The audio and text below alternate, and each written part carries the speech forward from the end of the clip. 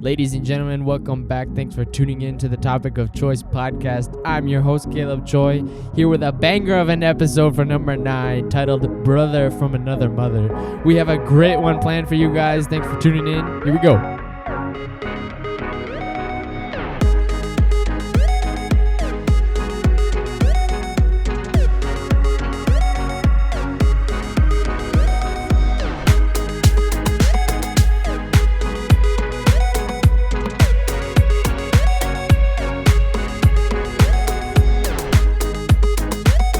Here we are back in the studio for number 9.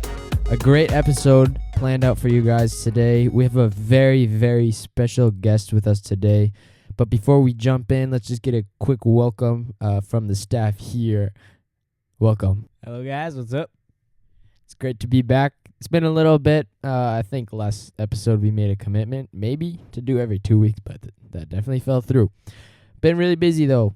Let's hit the highlights. Finished up school. End of May, that was great. Hit a mission trip out in Ohio, super fun, great youth group, great people there. That was dope. Had a family vacation, nice and relaxing. So much fishing. Caught the biggest one out of all of us, a nice northern pike, beautiful. It was great. Now we're just enjoying the summer here. And what about you? Let's see. I finished college freshman year, moved back home. Now I'm just working, and then what did we do? Oh, Noah Summers got married. Shout out to Noah last week in Tennessee. That was fun. Yeah, we went up north, caught some fish, and I'm pretty sure my bass was bigger than yours. And I also got a northern pike too, and Luke got a ton of little panfish. So that was fun. Yep. Now we're just back here training and working, and yeah, it'll be good. Yeah, it's been great start to the summer, right in the thick of it. Gonna finish well, but let's jump straight in because we have so much packed into this great episode. So, without further ado, please let me welcome our special guest, Jordan P. Flinck.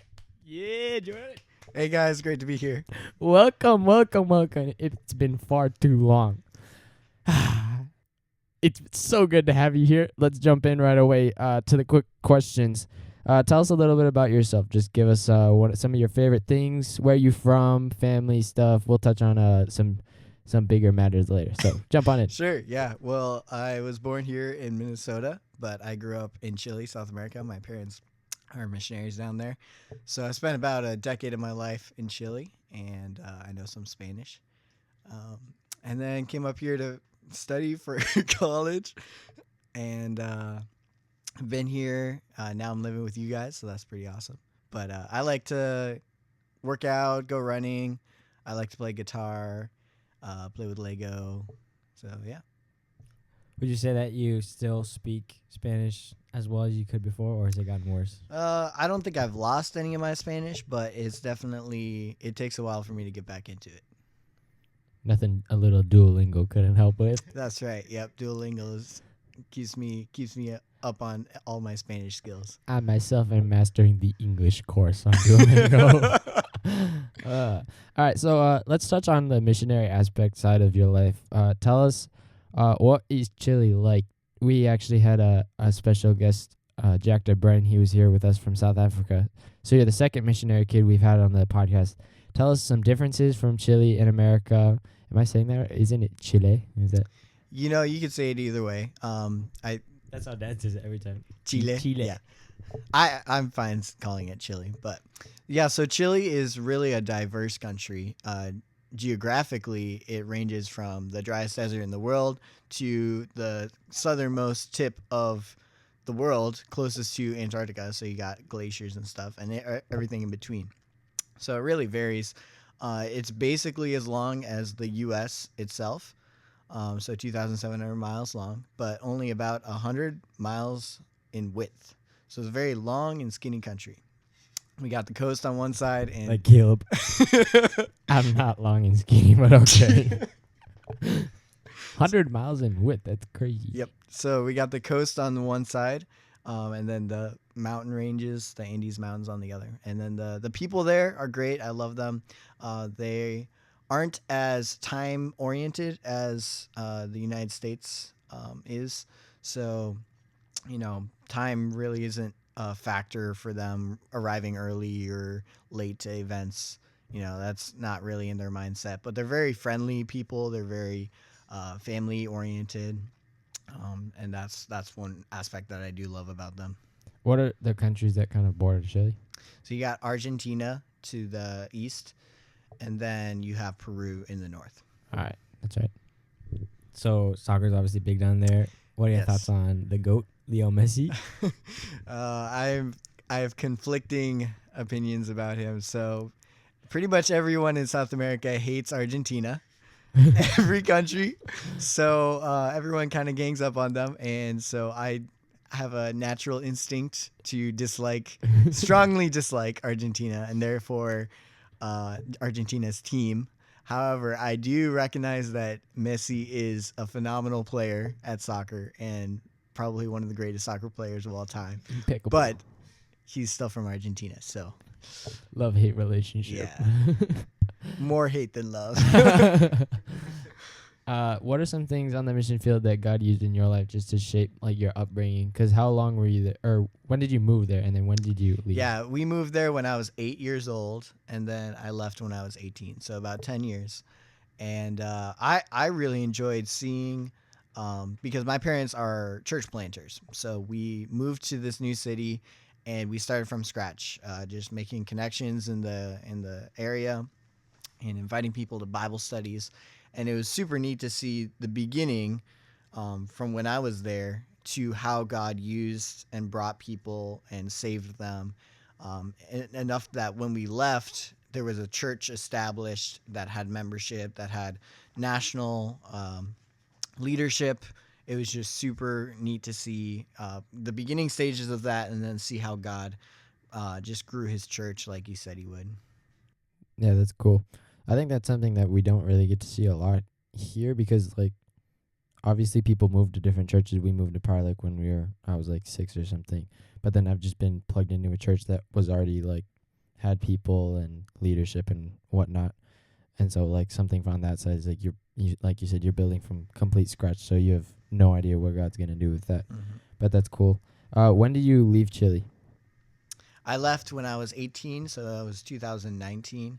And I spent the summer up here in the U.S. getting ready for college. All right, getting ready for college. And that's, excuse me, that's where we kind of come into the picture as far as our relationship as Zachary on down. Because you hung out with Josiah when your parents came back on furlough. Like That's right. Yep. Our parents went to school with your parents, so they were friends and already established at the previous church. And then you come to Faith. Mm-hmm. And you had one of the most interesting years a freshman could have because our world was struck with something called COVID. That's right. And where refresh my memory, did you spend the quarantine? So before we get to that, I understand that people have very negative memories associated with COVID. It was a really hard time for a lot of people. You couldn't see family. You couldn't visit loved ones in the hospitals. It was a very troubling time, but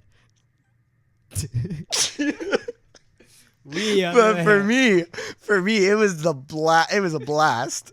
It was so much fun. School was a breeze. So why it was a blast was because down at Faith, everyone was told right after spring break that we had to leave and go home, and so that came as a startle. Like, we were all like, what are we gonna do? As a missionary kid, I was like, what am I going to do? I have grandparents who live in the Twin Cities, but I didn't want to come stay with them because we were all super concerned for the elderly. But my roommate, Josiah Choi, came in clutch, and he's like, dude, you should just come stay with my family. And let me tell you, that was the best 2 weeks ever. It was so much fun. Actually, only 2 weeks. It was 2 weeks. It felt like a month. Like a month, yeah. It was so much fun just to hang out. School was super easy, finishing up that semester. Doing Zoom in the bedroom, and then your mom would come down with some fresh muffins. Oh my goodness. Good times. So I have very good memories of COVID, actually. Yeah, we would basically get up in the morning, do homework, and school, which was kind of a joke for like 2 hours. And then we played actually a lot of basketball, like street basketball. That's right. We built a lot of Legos and listened to Adventures in Odyssey. Mm-hmm. What else? Oh, we played Minecraft a lot. That's right. Yep. And then I don't know. Oh, Timmy Failure. We watched a lot of that. Yes. That was when Jordan used to not stay up like very I had late. a very strict nighttime schedule at college where I went to bed at 9:30 every night. That's insane. 9:30, I'd be in bed already, and that quickly changed. That quickly changed when I moved here. I started staying up later. But that routine came back. Well, not that extreme. Not anymore. Jordan's a party animal. Every time it gets like 11 o'clock, Jordan's like, all right, boys, let's get some cereal. Let's get some food. Let's watch a movie. So going back a little bit, I wanted to ask about like when you became roommates with Josiah. Did Josiah reach out to you or did you reach out to him? So Josiah and I had been kind of in contact the year before I came to school, and we were calling off and on, and he knew I was interested in coming to Faith, and he wasn't sure.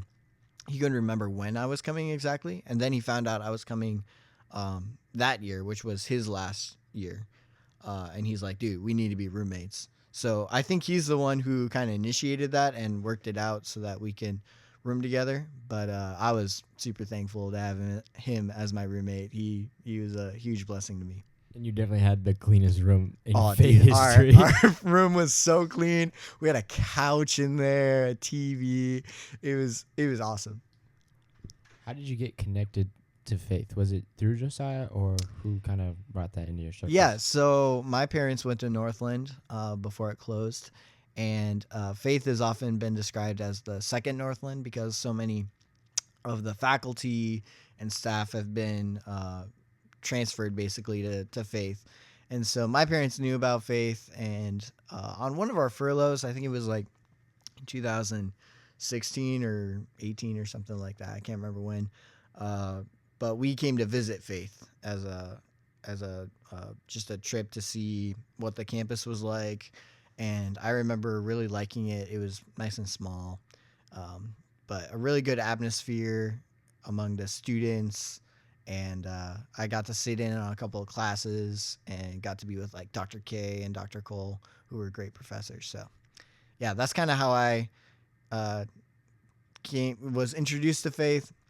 Also, President Tilson came down to speak at a missionary conference of ours, and so he was very adamant that we should all come to study at Faith.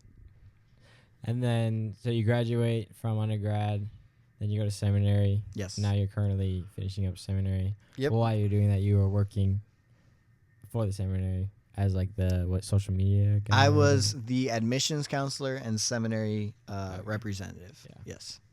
So sometimes Jordan would get up in chapel and do announcements. And he'd always get up to the front and he'd be like, I'm Jordan Flinck. Like, not Ben, because Ben was also on staff and he would do announcements. And the whole time Jordan's giving his announcement, wherever I was sitting in chapel, I just wave my hand. Whenever Jordan looks in my direction, try to get him to smile. I'd be trying to stay on script with my announcement, and then Zachary would catch my eye. He'd just be waving with the big Hey, Jordan. smile on his face. I'm like, all right, stay focused. I gotta finish this. I look over to the other side of the chapel, and then I look back over to where Zachary was. He's still waving. That was funny. Okay, so you're in the last year of seminary now, but you're doing it online. Yes. So you're living with us, Mhm. doing an internship at Prior Lake. So what are your thoughts about that so far, and what are you excited for? It's been a crazy time so far because I arrived and then you guys went up for your vacation. So that wasn't like a super normal week. And then I counseled at Junior Boys down at IRBC. And then right after that, I had like 24 hours before we left again for like a somewhat of a vacation time, but then also a conference. And so this has been the first like normal week so far. So I'm looking forward to like more of a routine and like being here for an extended period of time. I'm looking forward to teaching in the fall in the school. That's something that I haven't had much experience in. I'm looking forward to starting. Nice. What are some of the roles that are not imposed, but like brought up on your schedule as far as roles for the church and school? Yeah, so I'll kind of be doing just about everything. So Jack of all trades. at least being exposed to everything. So primarily I'll be doing like administration stuff, like just weekly responsibilities, managing the sermon editing and all of that. But then also for in the future, moving along, getting involved in the worship team, and then in the sound booth, and then teaching more for the youth group, and then any other responsibilities that the pastoral team need done. Reaching out to people or discipling. All of that will start up soon. But yeah, there's just a variety of things, just kind of exposing me to different pockets of ministry that the various pastoral staff are involved with. That's great. Well, that wraps up our section just about you. Now we're going to move on to our next portion of this episode. And this is going to be an interesting one because it's not so much a game, but we're just going to be getting some hot takes from some people. More of a discussion. Yes, a discussion, a forum, whatever you like to call it. So we're just going to go on different people. Zachary, you want to start? Okay, I'll start. All right. So the hot take that I have prepared for this episode, it might actually be that hot of a take in this room, but for many people, is that country music is the worst genre of music that has ever been created. That is one of the most factual statements ever. Country music is horrible. Especially the old country music, because, okay, my reasons are, one, they all talk about the same things in every single song. It's about, like, beer, like, girls, and trucks. Horrendous. Yes, exactly. And then the other thing is, like, the way they sing is not, like, normal. It's just, like, I don't know, it's like this weird Care to give us an example? Well, it's just like, go ahead, go. I went down south in my truck. Yeah, literally, it's like, okay, the part I do appreciate about it is, like, the guitars are usually really good, especially in, like, new country music. The guitars are really good. Drums are cool. Like, the instruments are cool. In that case, just make it an instrumental. But just, like, sing normally. If they would just sing normally, it'd be so much better. But even the lyrics are just, like, horrible. And they all sound alike. Yes, exactly. And the old ones are the worst because they're even slower, and they have, like, that the sliding, you know what I'm talking about? Like, the sliding guitar, and they're like, oh, yeah. It's just, I don't know. It's not my thing. Definitely some whack people out there that like to enjoy that. Asa. No, but definitely in the lower regions of the genres, I would put classical. Classical's definitely. No, classical's amazing. Some classical music is good. It depends. Like, for the record, I am a huge classical fan.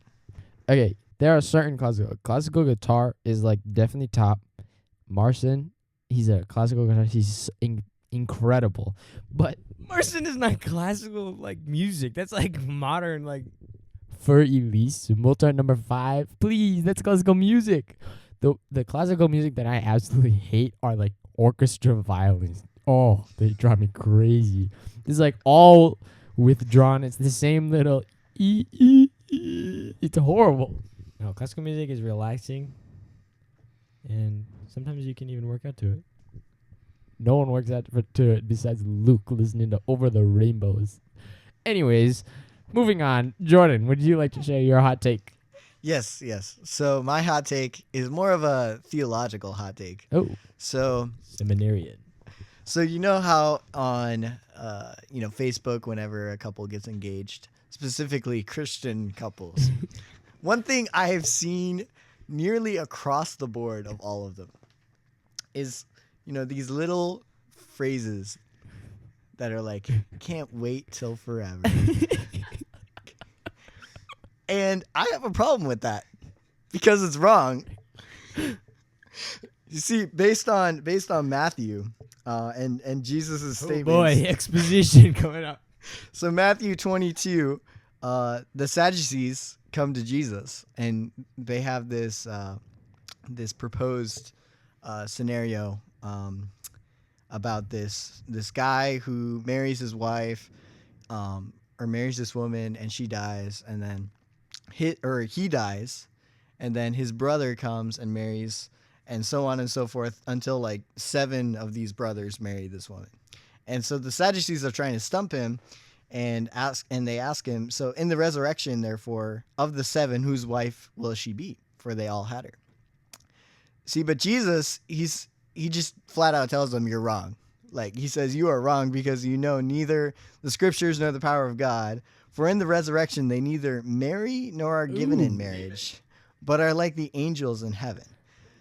And so not till forever. And so when I see these engagement posts on Facebook, you know, I understand they are full of great sentiment and love for each other, but it's just theologically wrong because they're not going to be married. Jordan, they're romantic over here.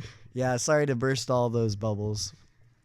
Yeah, I can't say that I've seen too many of those, but I definitely know what you're talking about. And the quality defending. See, the question I have is, like, these are coming from Christians. So I would think that they would know, and maybe they're just... It's just a sentiment. Right? Maybe they're just thinking about the sentiment, but, like, I don't know. For me, I think about the theological Yeah, because side. people say, like, oh, like, I can't wait to spend, like, forever with you, or, like, yeah, I'll love you forever, or whatever. Right. See, if someone told me that, it wouldn't be as sentimental. You're wrong. Or it's like when people use what's the classic verse, 1 Corinthians 13. Is that whole chapter about love? Yeah. And like they always have it in their weddings. And then it's always the Corinthians was a horrible church. You read the context of it. Yeah, let's just forget about the context of, you know, the church that Paul was writing to. All right, so there's Jordan's hot take. Caleb, tell us your hot take. All right, one of my hot takes that I hold strongly to is that if you think about it, we live in a world. There's how many people? 8 billion people or something. And we have all these different living organisms, plants and trees, animals, all this stuff. Okay, and we're in one little Earth. And you might think, well, we're in a big Earth. But then you think of our galaxy. No, wait. Is it our solar system next? Yeah, it's our solar system because then we got Jupiter and Mars and all those planets. And there's like 7 or 8 of them. And we can't even touch foot on one of them besides the moon, which has no gravity. And then you look at our solar system, and then it's like a really, really small one compared to the galaxies. And is with this huge, infinite space of just planets and places to live. And the human mind is too incompetent to create a device that we can travel to these different planets. And so my hot take is that there are other living organisms on these other planets. And I'm not saying they're humans because they're not made in the image of God. Otherwise, they would need salvation, and there's the whole theological side of that. But I think there are other living organisms. We just can't get there. So just to be clear, you're saying you're okay saying aliens exist. There are aliens. I don't know if I'd say they're aliens, because when I see aliens, you know, like they're not like weird creatures. They could just be like, well, I guess if you're defining aliens as like extraterrestrials, native to like Earth. Outside of Earth. Yes. Then yes, aliens. Okay. Aliens. All right, I just want to be clear. Yep. That is a hot My take. Goodness, what a chopped take, Caleb. Not chopped at all. If you think about it, how is there no other living thing? And it's not, the Bible never talks about. Just in support of your theory, though, C.S. Lewis was a big proponent of that. Yeah, that's why my guy C.S. Lewis. And this is what I'm saying, is like the Bible never talks about, is like, oh, God created like this certain animal on like, he never talked about, oh, the Lord created the giraffe. It's just Adam named the animals, and what if Adam had to name the other ones? And or they're just not animals, and maybe they're just living organisms. You're not getting the microphone. What are you talking about? Adam named all the animals that were on the earth. If God created them on the earth and they stay on the earth, then they're not aliens. Well, if they were never on the earth to begin with.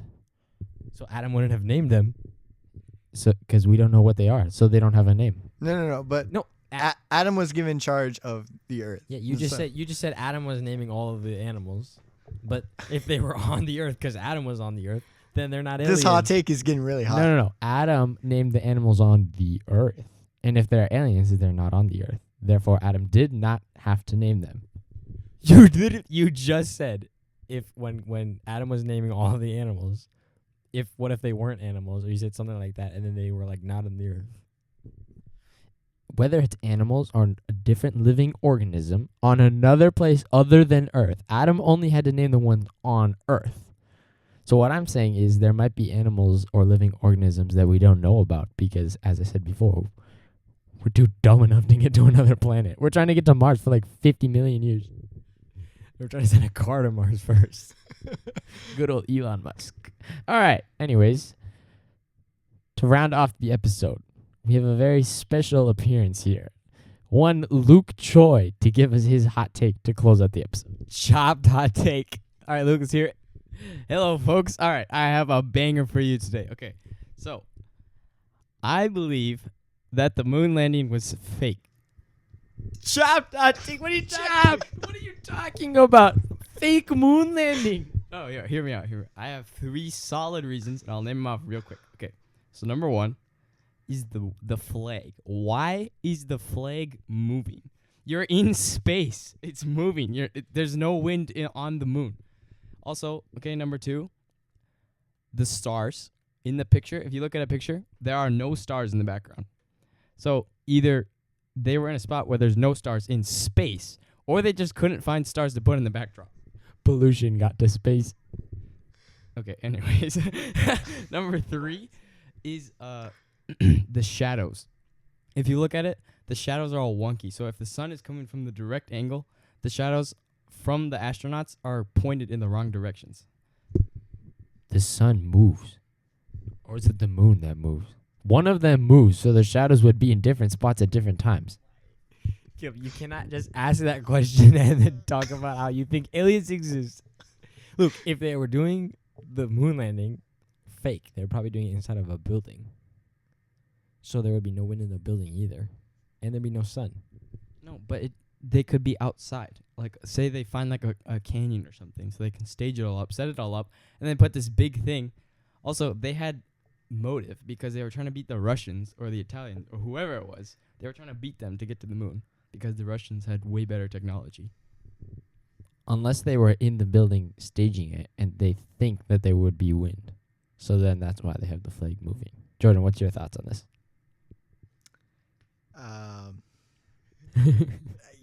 Luke, you presented 3 valid reasons that I've heard before.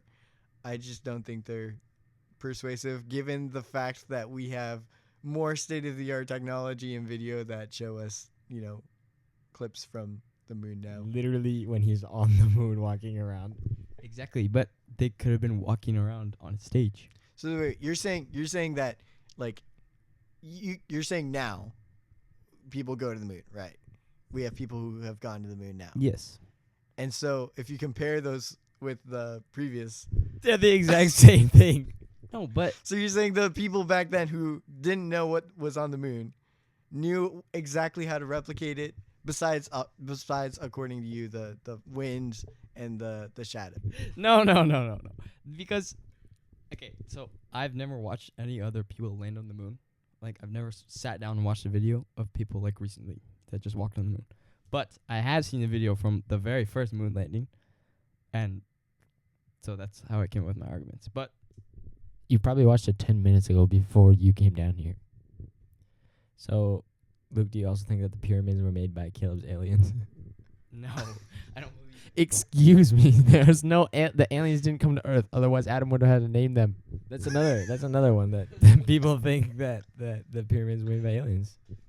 Okay, no, but if you actually think about it, the pyramids, like, they were formed brick by brick. Like, that would have taken so long. You're done, Luke. All right, you're done. All right, and we're just gonna end the episode on those whack hot takes for you. You can leave in the comments below what you think are true and what not. But definitely back me up because my hot take is real. But here we have Luke Choi. Thank you guys. Zachary Choi. See ya. And Jordan P. Thanks for having me. Signing off for now. Caleb Choi, your host. Thanks for tuning in. Make sure you're looking out for the next one. Hit that subscribe button. Thanks again. Aliens boo boo.